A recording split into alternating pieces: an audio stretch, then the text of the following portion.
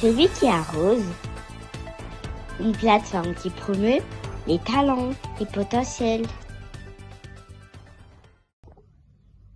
Gloire à Dieu, shalom, shalom, bonne année à tous les saints de partout où vous nous suivez.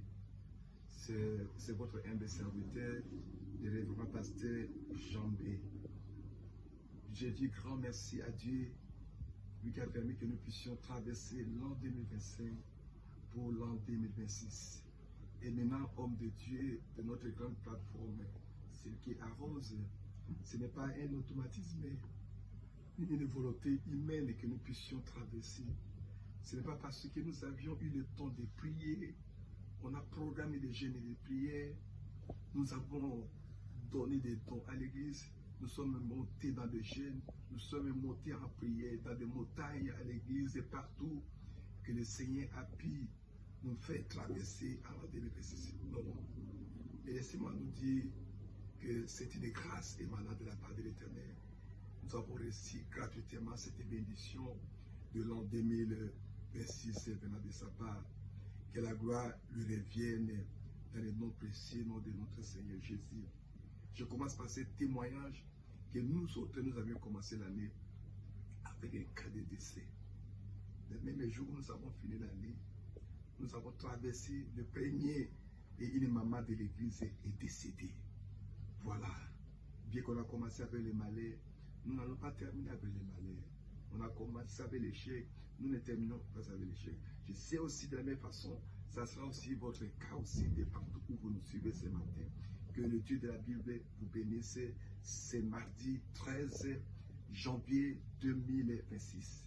Nous rendons grâce aussi à l'homme de Dieu et nous bénissons l'apôtre Yves Nassan d'antan, notre coach, notre mentor, notre chemin à suivre, vraiment pour le travail bénissant qui nous a bénis au sein de cette année 2026. Que le Seigneur lui arrose encore davantage dans ce grand travail qu'il fait. Et à vous tous les saints qui avaient contribué massivement pour la réussite de notre plateforme. Merci pour vos interventions. Durant l'année passée, nous sommes fiers que vous avez tenu bon pour que cette plateforme, celui qui arrose, puisse demeurer maintenant et pour l'éternité à l'éternité. Ce matin, bien-aimé homme de Dieu, j'ai pris un texte de la Bible dans le livre de Nombres, chapitre 11, verset 16, qui nous dit: le Seigneur dit à Moïse, assemble auprès de moi 70 hommes, des anciens d'Israël, de ceux que tu connais comme anciens du peuple et ayant autorité sur lui. Amène-les à la tente d'assignation et qu'ils se présentent avec toi. Je descendrai et là je te parlerai. Je prendrai de l'esprit qui est en toi et je les mettrai ici, et afin qu'ils portent avec toi la charge du peuple et que tu ne la portes pas toi seul. Je suis venu réconforter les hommes de Dieu de partout où nous sommes, que diriger les gens n'est pas une chose facile. C'est pourquoi le Seigneur avait compris qu'il devait prendre la portion de l'esprit qu'avait Moïse pour les départager, donner à certains serviteurs de Dieu, afin que ceux-ci aussi puissent prendre la responsabilité dans le ministère. Je vous exhorte, hommes de Dieu, que nous gérons des hommes différemment. Il y a de ceux-là qui ont des problèmes éducationnels. Il y a de ceux-là qui ont des problèmes dans l'entourage. Il y a de ceux-là qui manquent même une bonne éducation. Mais lorsqu'ils viennent dans le ministère, nous nous confrontons à de sérieux problèmes. C'est pourquoi Jétro dira à son beau-fils de pouvoir aussi décentraliser le travail. Il a compris que les hommes sont méchants. Il a compris que les hommes ignorent beaucoup de choses que nous injectons. Bien-aimés hommes de Dieu, nous avons injecté beaucoup de choses dans la vie des serviteurs de Dieu. Ceux qui sont à côté, l'esprit que nous avions, nous les avons transmis. Mais aujourd'hui, nous sommes banalisés, nous n'avons plus de valeur auprès de ces enfants-là. Et laissez-moi vous dire que j'ai quelques sept raisons qui nous poussent réellement à diriger les gens. La première des choses, quand j'ai compris, il avait compris qu'il faut savoir que les gens sont des ingrats et oublient facilement.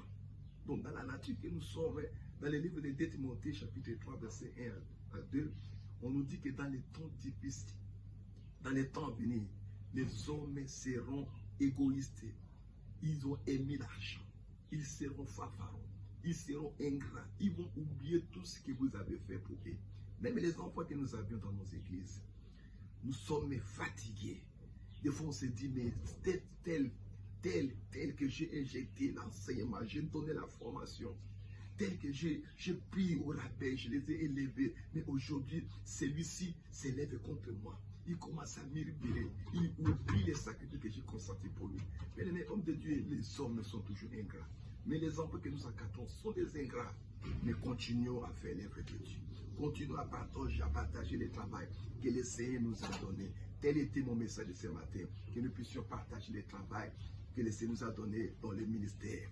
Bien-aimés hommes de Dieu, de partout nous sommes, il y a de ceux-là qui sont en train de murmurer. Ils murmurent même lorsque nous sommes allés travailler. Ils murmurent contre nous. Il est né passé que nous sommes en train de faire contre nous les pères spirituels. Des enfants qui se sont levés contre nous les pères.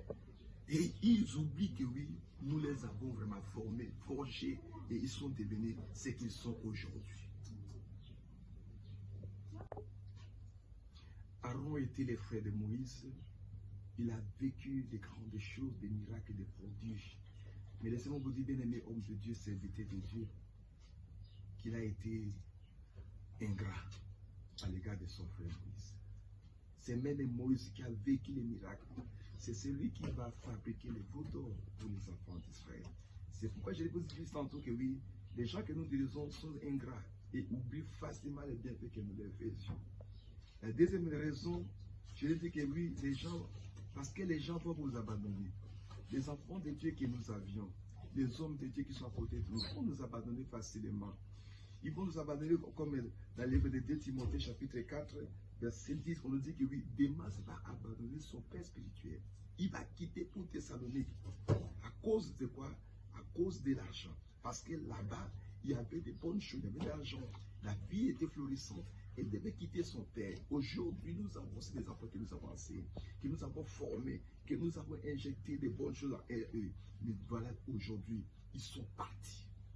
Ils sont partis sans avoir porté un regard derrière, à cause des biens, à cause peut-être de certains serviteurs qui sont venus dans notre ministère, dans notre église, vous les avez invités, ils sont venus prêcher, mais après quelques temps, quand il est parti, il a reçu les numéros de cet enfant-là, il a reçu les numéros de ses frères, les bien-aimés qui étaient avec toi. Aujourd'hui, il les a soutirés dans les églises.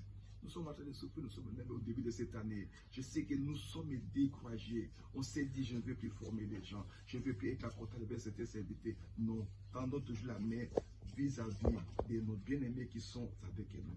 La troisième raison que je suis venu vous dire ce matin, que les hommes vont nous trahir. Même nos serviteurs de Dieu, ceux qui sont avec nous, ils vont nous trahir demain. Les enfants que nous sommes en train de cadrer, ils vont nous trahir. Malgré nous sommes en train de partager les charges avec eux, mais ils nous trahissent toujours. Judas, 3 ans à côté de Jésus, mais il a oublié les bienfaits de Jésus de Nazareth. Bien-aimés hommes de Dieu, serviteurs de Dieu, nous tendons vers la fin de ces programmes que nous avions. Nous savons que oui, nous avons au moins 7 raisons qui nous poussent à diriger les gens. Mais je sais qu'au début de cette année, que Dieu nous aide, que nous puissions encore tenir fort. Ne nous décourageons pas, ne nous lassons pas. Continuons toujours à former, continuons toujours à forger, aller vers le devant, afin que la gloire de l'Éternel soit notre partage. Que Dieu vous bénisse partout où vous allez suivre ce matin. Que le Dieu de celui qui arrose vous bénisse et bonne année à vous tous qui nous suivent ce matin. Ciao.